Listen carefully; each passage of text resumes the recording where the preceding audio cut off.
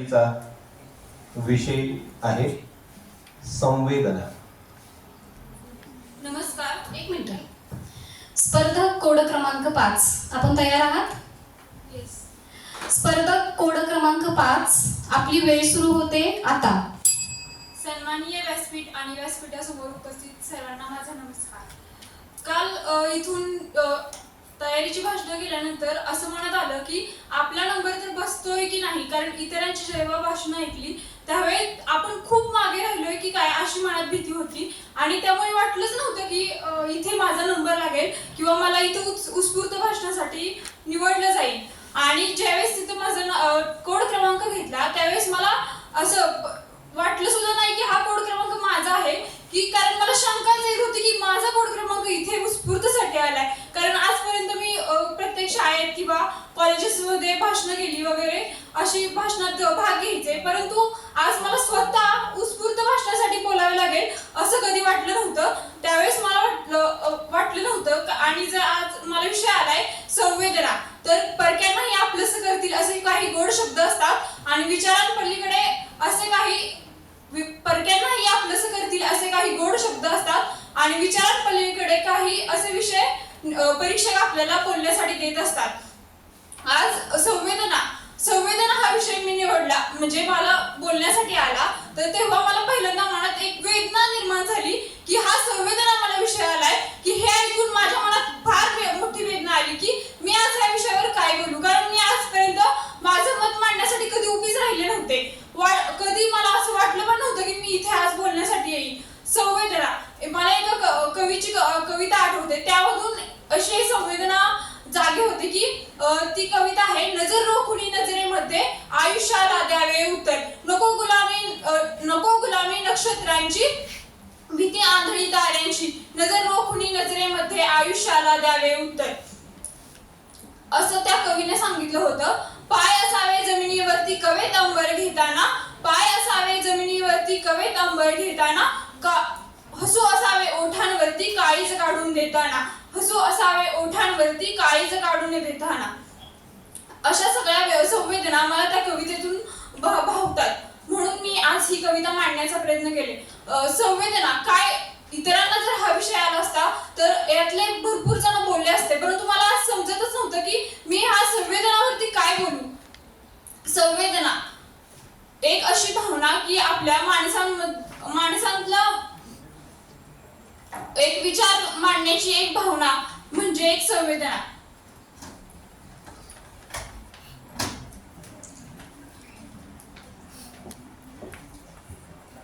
सन्माननीय मंचाने मला इथे बोलण्याची संधी दिली आणि माझा म्हणजे पहिल्यांदाच विषय मी मांडला की संवेदना. आतापर्यंत मला वाटलं नव्हतं की एवढं तरी मी किमान 1 मिनिट तरी बोलते की नाही, अशी माझ्यात भावना नव्हती किंवा माझी तयारी सुद्धा नव्हती. इथं बसले तेव्हा म्हटलं आज जाऊन मी काय विचार करू आणि काय बोलू. विचार करतोपर्यंत तिथली वेळ संपली, असा विचार मनात आला आणि सर बोलले की आता बाहेर ये, आता काय करू काय बोलू काहीच सुचेना. मग म्हटलं काय येईल त्यामुळे 2 वाक्य तरी का होईना आज आपण बोलून जावं, कारण तो आत्मविश्वास जो माझा खचलाय तो थोडा का भर होईना आणि पुढल्या वर्षी का होईना हा प्रयत्न करावा आणि या स्पर्धेसाठी पुन्हा यावं का, आणि पुढच्या स्पर्धेसाठी येत असताना थोडं तरी अनुभव आपल्या पाठीशी असावा. म्हणून म्हटलं मागे हटण्यापेक्षा थोडी 2 वाक्य का होईना आज मंचावरती बोलूनच जायला हवं, म्हणून काही 2 शब्द तुमच्या पुढे मांडले. आणि शेवटी एवढंच म्हणेन की असे काही असले तरी असे असणार नाही, वेळ माझी येईल,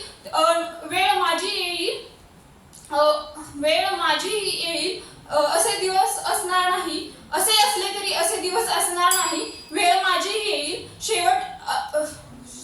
शेवट असा असणार नाही, शेवट असा असणार नाही. धन्यवाद. स्पर्धक कोड क्रमांक 5 साठी लागलेली वेळ आहे 4 मिनिट 8 सेकंद. 4 minute 8 second.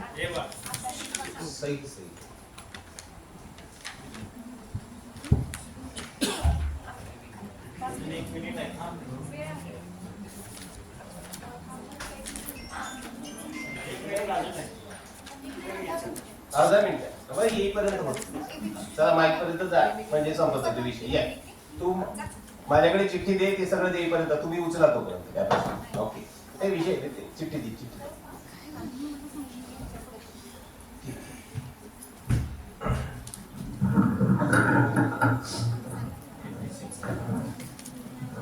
हा गेलेला कोड क्रमांक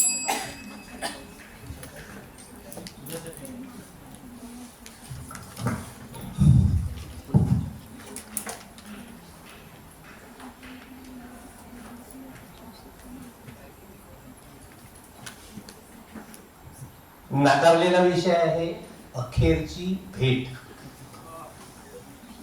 कोणीतरी केलं जोरात कळवजून. आणि 56 साठीचा विषय आहे योद्धा. स्पर्धक कोड क्रमांक 56, आपण तयार आहात? Yes miss. स्पर्धक कोड क्रमांक 56, आपली वेळ सुरू होते आता. Jai Hind and a very good evening to one and all present over here, respected teachers, student, staff, and all the dignitaries on the dais. My today's topic for speaking is Yodha, means a fighter.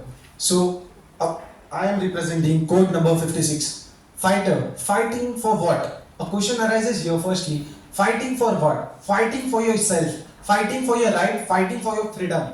The constitution has been written like to the people, by the people, and for the people. We can say like we just want to fight for the freedoms, we just like to fight for your rights and many more things. From childhood only, I was having the dream to become a fighter. Not to fight for the country, not to fight for something else, not to fight for anything else. But I just want to fight for the fear which was I having within me. Like from childhood only, I was not having the purpose in my life. But I was asking my parents like what I should want to become. I was asking my neighbors what I should become, how I could get success in the future and career opportunities and other kind of things. After 10th, I have just taken the career counseling.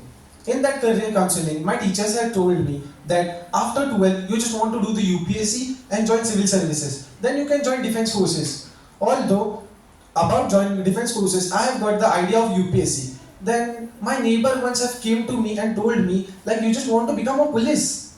The life of the police is not good at all. You are roaming like a dog here and there and just roaming in the streets and all. But the life is not good. I was totally disagree with her because the things which I have heard from my mother, from my father, like becoming a 2-star officer and 3-star officer is such a great thing. And even though after knowing all these things, I was like, I just want to get more additional information about it. So after 10, I have get a phone in my hand and I have just searched for what I should want to be in the career, what career opportunities I am having. Then I just get to know about the NDA, National Defense Academy, which we can join after 12th. So there is an interview and also a written exam. Firstly, we just want to qualify the written exam. Afterwards, there is an interview, which is a SSB process of 5 days. We are having the screening and a conference. If you want to join Indian Armed Forces, then there is this exam, NDA after 12th and CDS after graduation from any kind of accredited university. So, if you just want to become an officer, then you must have 15 OLQs. I will tell you some of them like reasoning ability, effective intelligence, organizing ability, power of expression, courage, determination and stamina and many more. If you just want to join the Indian Armed Forces, firstly you just want to conquer the fear which you are having within you. You just want to conquer the fear, you just want to have the belief in yourself. If you are not having the belief on yourself, then how the country will making the belief on you? How the country will be keeping belief on you? Like you are the saving the country, you are the protector of the country, you are the fighting for the country. Firstly you just want to fight with your fear which you are having inside you. Am I right? Absolutely. Because if you are not fighting with your fear which you are having within you, then how you can fight for the country? So firstly we just want to conquer the fear which we are having in ourselves. Firstly we just want to believe. Firstly we just want to be the personality and want to conquer the fear which we are having in ourselves. Many of the many of the girl candidates which are attending this interview and having a lot of lower confidence, like am I able to correct this? Am I having the freedom? Is defense giving me the place which I deserve? Many of the women reservations have done in this place. In army, you are not getting any kind of reservation, but there is specially authorized reservation for women. They are getting the freedom, they are getting the authority. It depends on you. Either you are picking the opportunity or not. See, a leader is the one who knows the way, who goes the way and the one who shows the way. A great quote by John C. Maxwell has been said that this quote inspired that leaders are not born. Leaders are not born with the effective qualities. They are working on it and they are building for it. If you can fight for yourself, you can fight for your country. Jai Hind, Vande Mataram. स्पर्धक code क्रमांक 56 साठी लागलेली वेळ आहे 4 minute 14 second. 4 minute 14 second.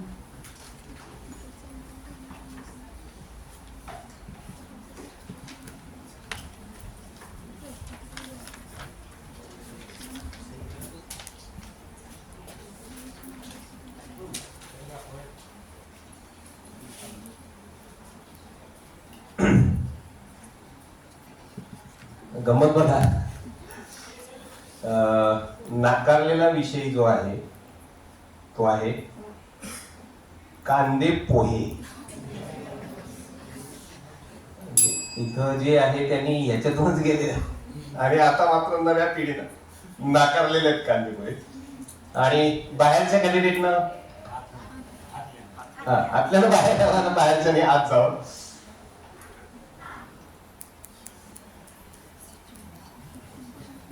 बासष्ट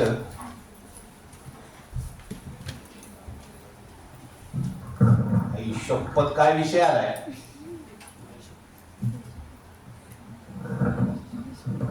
बासष्ट साठी विषय आलेला आहे आई शपथ.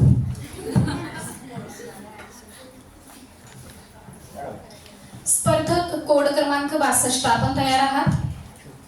स्पर्धक कोड क्रमांक 62 आपली वेळ सुरू होते आता. मित्रांनो, नियोजितची फेरी संपली, उत्स्फूर्ताची फेरी सुरू झाली. उत्स्फूर्ताची फेरी झाल्यानंतर पहिला राऊंड संपला. दुसऱ्या राऊंडला ज्यावेळेस आम्हाला इथं बोलवलं गेलं तेव्हा दुसऱ्या राऊंडला बोलवल्यानंतर पहिल्या राऊंडला त्या लाईनीपासून सुरुवात झाली होती, मात्र दुसऱ्या राऊंडला ह्या लाईनीपासून सुरुवात झाली. आणि मला असं आई शपथ वाटलं नव्हतं की माझाच आता तिसराच नंबर येईल, परंतु तो आता आलेला आहे. विषय बोलतोय आई शपथ. मित्रांनो, आई शपथ असं आपण कधी म्हणतो ज्यावेळेस आपल्याला कोणत्या तरी गोष्टीचं बंधन स्वतःवरतीच घालायचं असतं किंवा आपण एखादी गोष्ट केलेली नसते आणि आपल्याला समोरच्याला ते कन्व्हिन्स करायचं असतं, त्यावेळेस आपण त्याला म्हणत असतो की आई शपथ मी असं काही केलेलं नाही. परंतु मित्रांनो, आई शपथ ही आपण आपल्या जीवनामध्ये सुद्धा स्वतःवरती सुद्धा घातली पाहिजे, कारण आई शपथ ही आपण स्वतःवरती काहीतरी बंधनं टाकण्यासाठी घालत असतो. म्हणजे आपल्याला जर का उद्यापासून अभ्यास करायचा असेल किंवा आपल्याला जर का सोशल मीडिया वापरायचा नसेल तर आपण आपल्याला स्वतःलाच म्हटलं पाहिजे की आई शपथ मी आता ते वापरणार नाही, कारण आई ही आपल्याला पवित्र ठिकाणी असते. परंतु मला असं वाटतं की आपण नेहमी आई शपथच म्हणत असतो, आपण बाप शपथ का असं म्हणत नाही. परंतु मला असं वाटतं की आपल्या मनामध्ये ज्यावेळेस एखादी गोष्ट भावनिकतेने तळपत असते त्यावेळेस आपण नक्कीच आई शपथ असं म्हणत असतो. म्हणजे आता एखाद्या प्रियकराने एखाद्या प्रियसीवरती प्रेम केलं आणि ते प्रेम केल्यानंतर ज्यावेळेस त्याला ती प्रियसी सोडून जाते त्यावेळेस त्याच्या मनामध्ये जो प्रश्न येतो तो असा म्हणतो की आई शपथ मी आता परत प्रेमच करणार नाही. आणि मग तो असं म्हणतो की का उगाच सखे माझे नाव घेतेस तू प्रेमाने, डाळिंबाच्या ओठांवरती कडुलिंबाचे गाणे. म्हणजे अशा प्रकारच्या शब्द आता आपण इथल्या स्वतःलाच घातल्या पाहिजे. आज आई शपथ असं म्हणत असताना मला असं वाटतं की आपली आई जी शपथ आपण घालत असतो ती स्वतःला काहीतरी बंधनं टाकण्यासाठी घालत असतो. त्यामुळे आता इथल्या राजकीय नेत्यांनी सुद्धा स्वतःला ती शपथ घातली पाहिजे, कारण ज्यावेळेस 35 खोके एकदम ओके असं ज्यावेळेस घोषणा दिल्या जात होता त्यावेळेस प्रत्येक राजकारणी असंच म्हणत होता की आई शपथ मी ते 35 खोके घेतलेच नाही. आणि मग त्याच अनुषंगाने ज्यावेळेस रामदास फुटाणे असं म्हणतात की इथले राजकीय पक्ष म्हणजे घटस्फोटितांचा आसरा आहे, रोज नवा जावई येते आणि रोज नवा सासरा आहे. मग असे सासरे ज्यावेळेस हे राजकारणी चेंज करत असतात आणि ज्यावेळेस टीका टिप्पणी इथली जनता करत असते त्यावेळेस ते राजकारणी म्हणत असतात की आई शपथ मी त्यातलाच नाहीये. परंतु आता ही आई शपथ असं म्हणत असताना मुळातच आपल्याला आता इथल्या पर्यावरणाचा सुद्धा विचार केला पाहिजे, कारण पर्यावरण सुद्धा आपली ती आईच आहे, कारण निसर्गातूनच आपला जन्म झालेला आहे. ही गोष्ट आपण लक्षामध्ये घेतली पाहिजे. निसर्गाचा जो आधुनिकतेच्या नावाखाली जो समतोल ढासळत आहे त्याचा सुद्धा आपण विचार केला पाहिजे. आणि त्या निसर्गरूपी आईला सुद्धा आता आपल्याला निसर्गरूपी आईला सुद्धा आपण जपणं मला असं वाटतं गरजेचं आहे. ज्याप्रमाणे ग्रेटा थनबर्ग त्या निसर्गाला जपण्याचं सामर्थ्य दाखवते किंवा निसर्गामध्ये असणारे म्हणजे आईला जी आपत्ती असतात अगदी तशीच आपत्ती आपण निसर्गाच्या माध्यमातून जर का विचार केला तर ती पशु पक्षी आहे. त्या पशु पक्ष्यांना ज्यावेळेस जपणारा सागर मेस्त्री ज्यावेळेस त्याच्या आई म्हणजे त्याच्या भावंडांना जपण्याचं काम करतो गिधाड संवर्धनाच्या माध्यमातून, त्यावेळेस आपण लक्षामध्ये घेतलं पाहिजे की आपली आई ही फक्त घरामध्ये असणारी तीच नसते, तर आपली आई ही आपली संस्कृती सुद्धा असते, आपली आई निसर्ग सुद्धा असतो आणि आपली आई म्हणजे आपली कर्मभूमी अर्थात माती सुद्धा असते. म्हणजे ज्यावेळेस इथले सैनिक स्वतःच्या मातीसाठी सैनिक सीमेवरती जाऊन लढत असतात. अगदी 26/11चा हल्ला जर का आपण लक्षामध्ये घेतला तेव्हा सुद्धा इथले सैनिक स्वतःच्या आईसाठी अर्थात स्वतःच्या मातीसाठी इथले म्हणजे जगत होते. ही गोष्ट आपण समजून घेतली पाहिजे. त्यामुळे आई ही आपली पवित्र ठिकाण म्हणून आपण त्याला समजत असतो. त्यामुळे आई शपथ आपण प्रत्येकाला ती दिली पाहिजे. त्यामुळं इतकं बोलतो. धन्यवाद. स्पर्धक कोड क्रमांक अरे वा साहेब, 62 साठी लागलेली वेळ आहे 3 मिनिट 40 सेकंद. माझ्याजवळ मोबाईल 3 मिनिट 40 सेकंद.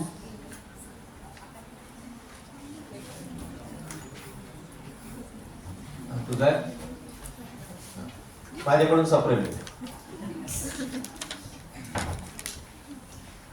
किती मिनिट आहे? 1 मिनिट. 1 मिनिटात होती का मिमिक्री? कुठे गेली?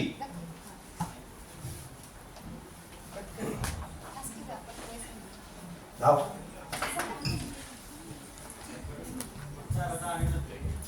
नमस्कार, मी तुमच्या समोर ट्रेनची मिमिक्री काढून दाखवणार आहे. टुंग टुंग. यात्रीगण कृपया ध्यान दीजिए. गाड़ी नंबर 121 श्री छत्रपति शिवाजी महाराज टर्मिनस 2 पे खड़ी है. टुंग टुंग. मग रेल्वे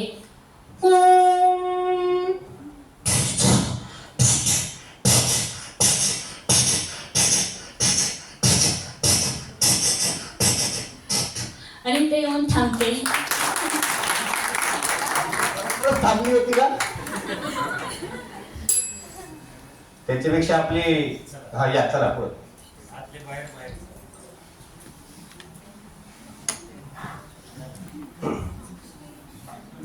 दोन उचलायचे.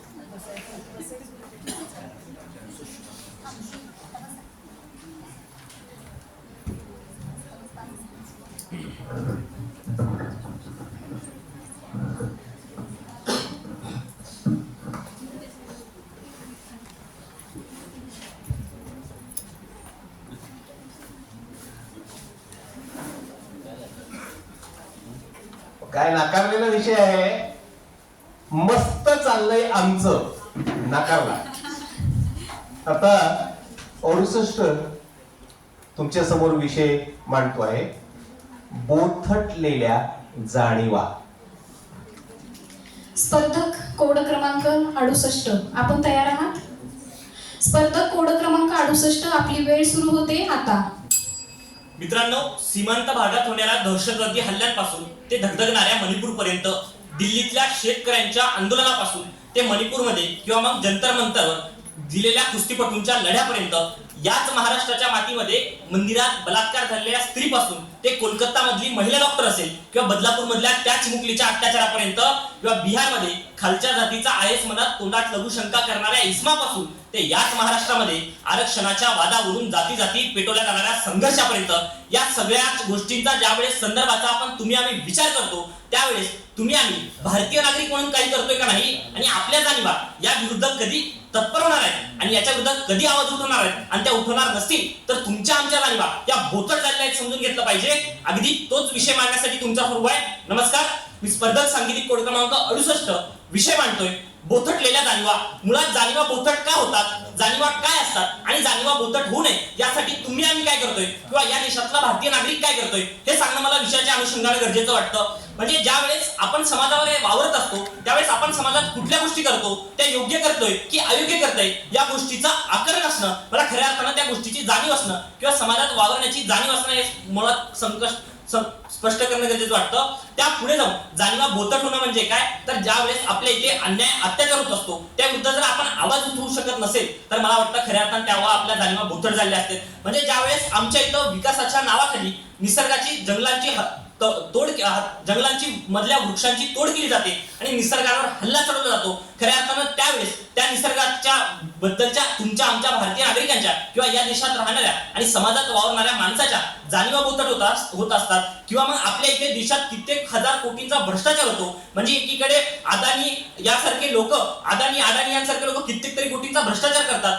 देशाबाहेर पळून जातात. त्यावेळेस आपल्या इथं कुणी जर त्या भ्रष्टाचाराच्या विरुद्ध आवाज उठवणार नसेल तर खऱ्या अर्थानं त्यावेळी सुद्धा आपल्या जाणीवा बोथट होत असतात. इतकंच नाही तर आमच्या इथे यवतमाळमध्ये असेल, मराठवाड्यात असेल किंवा या पश्चिम महाराष्ट्रात कित्येक तरी शेतकऱ्यांच्या आत्महत्या होतात आणि त्या आत्महत्येच्या विरोधात आपण जर आवाज उठवणार नसेल तर खऱ्या अर्थानं त्या ठिकाणी आपल्या शेतकऱ्यांच्या बाबतीतल्या जाणीवा बोथट झाल्या. इतकंच नाही तर ज्यावेळेस आमच्या देशात गेल्या काही वर्षात जे आपण राजकीय सूडनाट्य बघतो त्या राजकीय सूडनाट्यामध्ये ज्यावेळेस आमच्या इथे नवरा कोण, सासू कोण, सून कोण हेच कळत नाही आणि सत्तेसाठी हपापलेले राज्यकर्ते या ठिकाणी सर्वसामान्यांचा विचार करत नाही आणि लोकशाहीची मूल्य पायदळी तोडायला लागतात. त्यावेळेस लोकशाहीच्या जाणीवांची ज्या जाणीव आहे त्याबद्दलची मूल्य आपली बोथट झालेली पाहायला मिळतात आणि तुम्ही आम्ही भारतीय म्हणून त्या विरोधात काही करतो की नाही हा प्रश्न पडायला लागतो.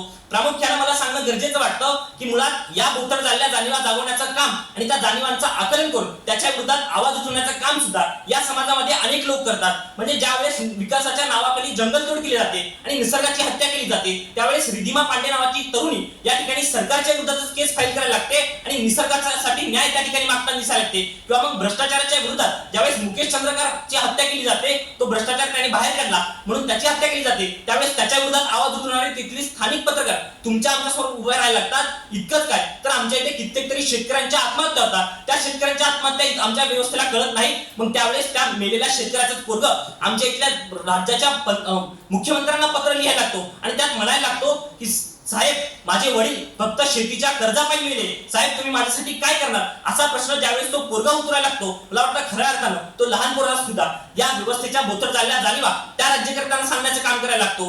हे तुम्ही आम्ही लक्षात घेतलं पाहिजे. मुळात प्रियसी आणि प्रियकर ज्यावेळेस एकमेकांच्या प्रेमात पडतात ते प्रेम करायला लागतात आणि हळूहळू कालांतराने ते प्रेम काही अंशी कमी होत जातं कारण त्यांच्या स्वतःबद्दलच्या गरजा कमी होत असतात. मग मुळात हे कमी होत असताना त्या ठिकाणी आपण जाणीवा म्हणजे प्रेमाची जाणीव आहे का नाही करायला लागतं आणि त्या जाणीवांच्या माध्यमातून म्हणजे एखाद्या प्रियकराने प्रियसीला धोका दिला किंवा एखाद्या प्रियसीने प्रियकराला धोका दिला तर त्या ठिकाणी त्या प्रेमाच्या प्रकरणातून त्यांची हत्या केली जाते आणि ती हत्या खूप निर्गुण होत असते. म्हणजे दिल्लीतलं प्रकरण असेल, निर्भया प्रकरण असेल, मग किंवा कोपरली प्रकरण असेल, अशा कित्येक तरी प्रकरणामध्ये आपल्या इथलं बलात्काराच्या बाबतीत प्रेमातून झालेले बलात्कार दिसायला लागतात. त्या ठिकाणी प्रेमाच्या जाणीवा सुद्धा बोथट झाल्या पाहायला मिळतात. म्हणजे या सगळ्या गोष्टींचा विचार करता तुमच्या आमच्या जाणीवा बोथट होऊ द्यायच्या नसतील तर तुम्ही आम्ही जाणीवांचं आकलन करणं गरजेचं आहे आणि समाजाचं आकलन करणं गरजेचं आहे. खऱ्या अर्थाने या जाणीवा बोथट होऊ देऊ नये आणि त्या झाल्या नाही पाहिजे. शेवटी तुम्ही आम्ही हे लक्षात घेतलं पाहिजे की तुम्ही तुमच्या जाणीवा बोथट होऊ देऊ नका आणि जर होत असतील तर तुम्ही त्याच्या विरुद्ध आवाज उठवा. मी सुद्धा उठवणार कारण मी ठरवलंय मी माझ्या स्वप्नांची बाग लावणार आहे. काही स्वप्न स्वस्त काही महाग लावणार आहे. तर झोपडीतल्या देवांच्या दैवत्वाची शपथ मी आता महालातल्या देवांना आग लावणार आहे आणि त्या महालातल्या देवांना आग लावून आमच्या इथल्या झालेल्या बोथट जाणीवा त्या ठिकाणी तत्पर करणार आहे आणि माझी जाणीवा बोथट होऊ देणार नाही तर तुम्ही होऊ देऊ नका. इतकंच माफक आशावाद. मनपूर्वक धन्यवाद. स्पर्धक क्रमांक 68 साठी लागलेली वेळ आहे 4 मिनिट 57 सेकंद. 4 minute 57 second.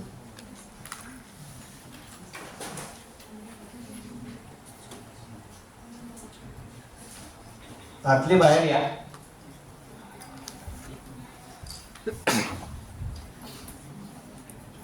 नाकारलेला विषय आहे उंबरा.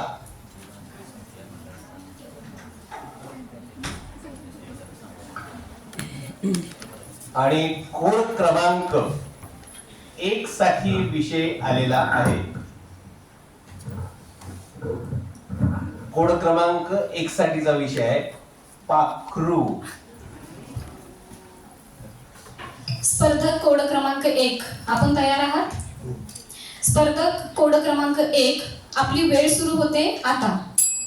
पाखरू हे विषय मिळाल्यानंतर माझ्या मनामध्ये विचार आला आणि माझ्या मनाचं पाखरू भिरभरू लागलं.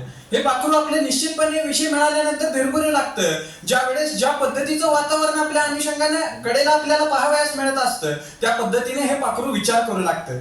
माझ्या मित्राची मी आता जी कविता ऐकली त्या कवितेमधून माझ्याही लक्षात आलं की असं कोणतं तरी पाखरू असतं जे कोणाची तरी अपेक्षा लावून बसलेलं असतं.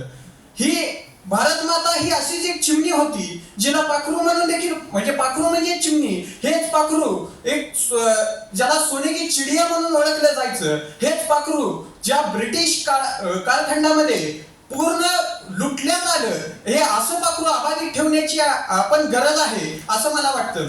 मित्रांनो, फिनिक्स नावाचा एक पक्षी आहे जो राखीतून झेप घेऊन आकाशाला गवसणी घालण्याचं सामर्थ्य आपल्या पंखामध्ये ठेवतं. त्या पाखराप्रमाणे, त्या पक्षाप्रमाणे आपण ही आपल्या हातामध्ये बळ घेऊन जिद्द व चिकाटीने प्रयत्न करून आपलं लक्ष्य प्राप्त करायला हवं. यासाठीच मी आज आपणासमोर विषय मांडतो आहे पाखरू. आदरणीय परीक्षक, गुरुजन वर्ग आणि येथे जमलेल्या माझ्या मित्रांनो, आता स्वामी विवेकानंदांनी सांगितलं होतं की money is lost then nothing is lost, if health is lost then something is lost, but if your character is lost then everything is lost. मला वाटतं ही चरित्र, कॅरेक्टर म्हणजे चरित्र, हे तुम्हाला जर अबाधित ठेवता आलं तर तुमचं चरित्राचं पाखरू हे निश्चितपणे तुमच्या हातामध्ये राहील आणि तुमचं एक उत्तम व्यक्तिमत्व घडवण्यासाठी हे चरित्ररूपी पाखरू तुम्हाला निश्चितच मदत करेल. मित्रांनो, रामायणाच्या कालखंडामध्ये आपल्याला एक जटायू नावाचा पक्षी आठवतो जो रावणाच्या विरुद्ध लढण्याचं सामर्थ्य दाखवतो. लंकाधिपती रावण, ज्याला शनिदेवाला देखील आपल्या पायाखाली ठेवलं होतं, अशा लंकाधिपती रावणाच्या विरोधात जाण्याचं सामर्थ्य एक पक्षी दाखवू शकतो, एक पाखरू दाखवू शकतं. हीच लढण्याची जिद्द त्या पाखरानं दाखवलेली आहे. छत्रपती शिवाजी महाराजांनी आपल्याला शिकवलं होतं की वेगवेगळ्या पक्ष्यांचे पाखरांचे आवाज काढून कसा आपण गनिमी काव्याचा उपयोग करून शत्रूला दिशाभूल करायची, हे बहिर्जी नायिकाकडून आपण शिकलो होतो. आणि हेच पाखरू आज आपलं चिंतन व्यक्त करताना मला वाटतं की आज पाखरू ज्या आपण मनाचं पाखरू ज्या वेळेस शाळेत शिकत असतं, आपण ज्यावेळेस शाळेत शिकत असतो त्यावेळेस विविध आपल्यावरती दबाव टाकले जातात. त्यामुळे ह्या पाखराचे पंख कुठंतरी दाबून ठेवण्याचा प्रयत्न केला जातो. पाखराला जेव्हा उत्तुंग आकाश दिलं जातं त्यावेळेस आपल्याला पहिल्यापासून सांगितलं जातं की हे करू नको, ते करू नको. त्या विरुद्ध आपल्याला सांगण्यात यायला पाहिजे की तू इथं जा, हे कर. म्हणजेच आपलं मनाचं पाखरू, सामर्थ्याचं पाखरू, शिक्षणाचं पाखरू एक वेगळी दिशा घेईल, वेगळी झेप घेईल, उत्तुंग शिखरावरती जाऊन एक यशाचा सूर्यप्रकाश पाहेल आणि क्षितिजा पलीकडे जाण्याचं सामर्थ्य त्याच्या पंखांमध्ये येईल. हे पाखरू निश्चितपणे आपल्या आतमध्ये असतं, परंतु म्हणतात ना की ते एक पतंग असतो, तो आकाशामध्ये उंचपर्यंत जात असतो, परंतु त्याला एक दोरी असते जी दाबून ठेवत असते, त्याला दिशा देत असते. परंतु त्याला वाटतं की ही दोरी म्हणजेच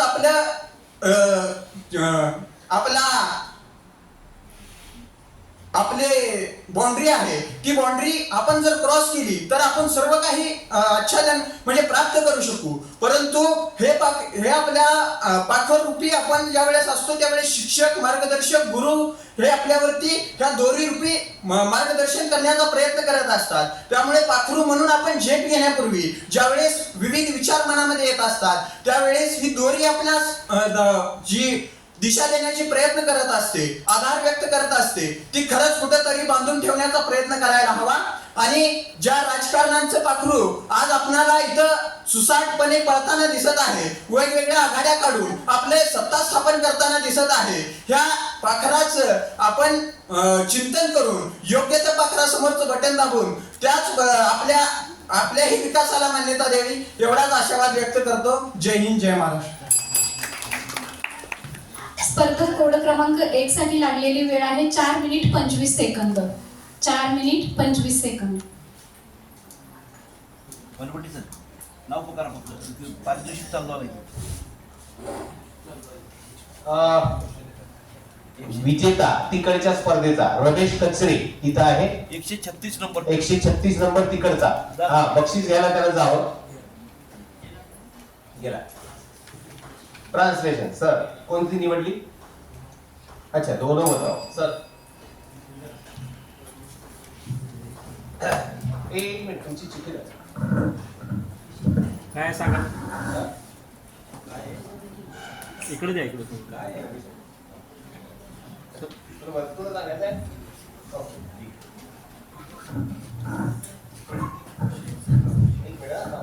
ट्रान्सलेशन का स्पर्धक कोड क्रमांक 39. That is when you are turning back, looking behind. That is the second one. And the person who loves nature, that is romantic person. The person who loves nature, Nisarga Veda, who is the font for the nature. Got it? स्पर्धक code क्रमांक 39. आपण तयार आहात? थांबा. आत्ता जो आत गेला आहे त्याला नाकारलेला विषय आहे निसर्ग वेडा. ओके. स्पर्धक कोड क्रमांक 39. आपण तयार आहात? स्पर्धक कोड क्रमांक 39. आपली वेळ सुरू होते आता. कर्मवीर विद्या प्रबोधिनी वक्तृत्व स्पर्धा.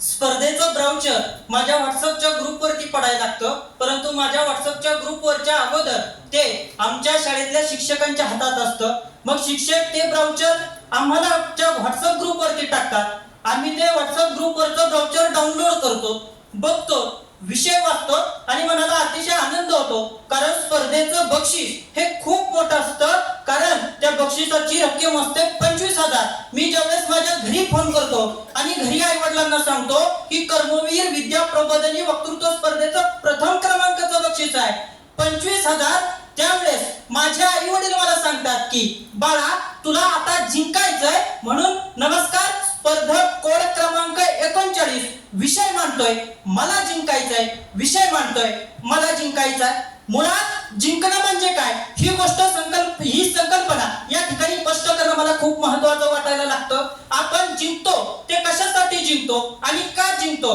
कारण या व्यवस्थेच्या विरोधात जर आपण जिंकलो नाही तर ही व्यवस्था तुम्हाला आम्हाला खऱ्या अर्थानं हरवण्याचं काम करते. मग ती व्यवस्था कुठलीही असू द्या, मग ती शैक्षणिक व्यवस्था असेल, कारण आपल्याला शैक्षणिक व्यवस्थेविरोधात मला ज्यावेळेस जिंकायचं असतं तर त्यावेळेस मला वाटतं की या शैक्षणिक व्यवस्थेमध्ये आपण बेरोजगारी कमी केली पाहिजे. म्हणजे आपण खूप शिक्षण घेतो, परंतु शिक्षण घेतल्यानंतरही आपल्याला बेरोजगारीमध्ये जगावं लागतं. मग मला या शिक्षण व्यवस्थेविरोधात जिंकायचं आहे. हो, मला जिंकायचं आहे, कारण माझे महापुरुष देखील जिंकले आहेत, कारण फुले जिंकले आहेत असामान्यांच्या विरोधामध्ये, आंबेडकर जिंकले आहेत समानतेच्या विषयामध्ये, कर्मवीर भाऊराव पाटील जिंकले आहेत ते धर्मनिरपेक्षतेच्या विचारांच्या आणि शैक्षणिक क्षेत्रामध्ये. कारण कर्मवीर डॉक्टर भाऊराव पाटलांनी कधीच जातीभेद केलेला तुम्हाला मला पाहायला मिळत नाही. मग सुतार, लोहार, चुंभार, कुंभार या सर्व जाती धर्माच्या मुलांना सवर्णीयांसोबत मिळून खऱ्या अर्थानं एकाच छताखाली शिक्षण देण्याचं काम डॉक्टर कर्मवीर भाऊराव पाटलांनी केलं आणि डॉक्टर कर्मवीर भाऊराव पाटलांनी खऱ्या अर्थानं जिंकलं, ते शिक्षण क्षेत्र जिंकलं. आणि मग मी आज डॉक्टर कर्मवीर भाऊराव पाटलांचा आदर्श घेतो, मी फुलेंचा आदर्श घेतो, मी आंबेडकरांचा आदर्श घेतो आणि मी म्हणतो हो मला पण जिंकायचं आहे. आणि मग मी ज्यावेळेस स्पर्धा जिंकण्यासाठी तयारी करतो त्यावेळेस मी पुस्तक वाचतो. मी पुस्तक फक्त कर्मवीरांच्या संदर्भाने वाचत नाही, मी पुस्तक फक्त विषयाच्या संदर्भाने वाचत नाही, तर मी पुस्तक वाचतो ते माझी वैचारिक क्षमता वाढवण्यासाठी. मी पुस्तक वाचतो ते माझ्या आयुष्यामध्ये जिंकण्यासाठी. कारण स्पर्धा जिंकणं हा जरी भाग दुसरा असला तरी मला माझ्या आयुष्यात जिंकायचं आहे, मला माझ्या करिअर मध्ये जिंकायचं आहे. आणि आज खऱ्या अर्थानं आपण ज्यावेळेस वक्तृत्व स्पर्धेला येतो त्यावेळेस माझी मैत्रीण आणि मी बाहेर चहा घेत असताना ती मला म्हणाली की आज एकतर विद्या प्रबोधिनी असू दे किंवा पीजी पाटील मध्ये असू दे, दोन्ही पैकी एका तरी विषयामध्ये मला जिंकावं लागेल, तू हरला तरी चालेल. मग मी आतमध्ये गेल्यानंतर ना चिठ्ठी उघडली आणि चिठ्ठीमध्ये मला जिंकायचा हा विषय वाचण्या अगोदर मला तिचा चेहरा दिसला होता.